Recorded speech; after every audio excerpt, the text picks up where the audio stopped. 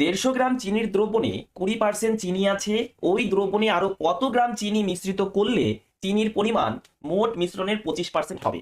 আমরা এই টাইপের প্রবলেমকে ফোকাস অন ফিক্স মেথডের সাহায্যে সলভ করব। ঠিক আছে, খুব মনোযোগ সহকারে দেখবে, কারণ এই মেথডটি অন্য কোথাও শেখনি, তাই না? যদি শিখে থাকো দাদার একাডেমি চ্যানেল থেকে শিখেছো।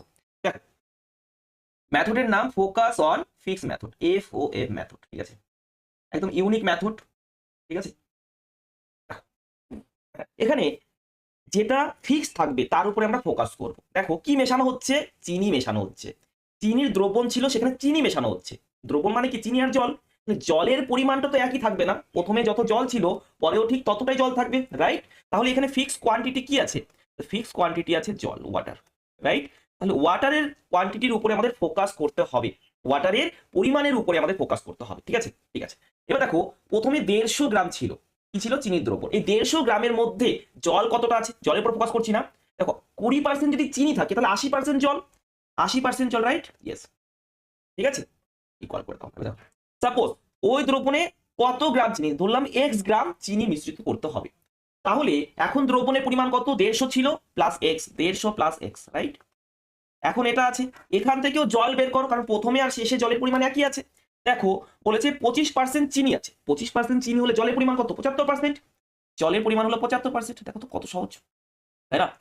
এবার দেখো 75 দিয়ে কাট করে দিলাম এটাকে।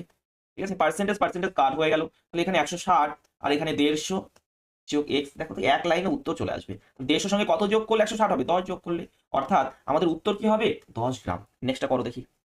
40 লিটার দুধ ও জলের মিশ্রণে 10% জল আছে, ওই মিশ্রণে আর কত লিটার জল মিশ্রিত করলে, কি মিশ্রিত করলে? জল। যদি জল মিশ্রিত করা হয়, দুধের পরিমাণটা তো একই থাকবে, তাহলে এখানে ফিক্স কোয়ান্টিটি কি আছে? মিল্ক আছে। ফিক্স কোয়ান্টিটি কি আছে? মিল্ক আছে। মিল্কের উপরে আমাদের ফোকাস করতে হবে। ঠিক আছে, তাহলে প্রথমে দেখো 40 লিটারের মধ্যে মিল্কের পরিমাণটা কত হবে? দাদা 10% জল আছে, তাহলে 90% আছে মিল্ক, 90% আছে মিল্ক। ঠিক আছে, তারপরে কি করা হলো? x লিটার জল মিশ্রিত করা হলো। 40 লিটারের মধ্যে x লিটার জল মিশ্রিত করা হলো, তার মিশ্রণের পরিমাণ কত হবে? 40 প্লাস x। এখানে আমাদের কি বের করতে হবে? মিল্ক বের করতে হবে। দেখো কত পার্সেন্ট জল আছে? 28% জল আছে, তাহলে 72% কি আছে? 72% আছে তোমার মিল্ক, রাইট? ইয়েস। এবার একটু কাটাকাটি করতে হবে। দেখো 18 4 গুণ, 18 5 গুণ, 4 দিয়ে কাট করলাম 10 বার, তাহলে এটা 50 আর এটা 40 প্লাস এক্স। তাহলে এক্স এর মান কত হবে? 10 হবে, অর্থাৎ অপশন নাম্বার এ হবে সঠিক উত্তর। পরেরটা তোমরা কমেন্ট করে জানাবে। ঠিক আছে, সেম ভাবেই করবে, আর কেমন লাগলো এটাও জানাবে। Thank you.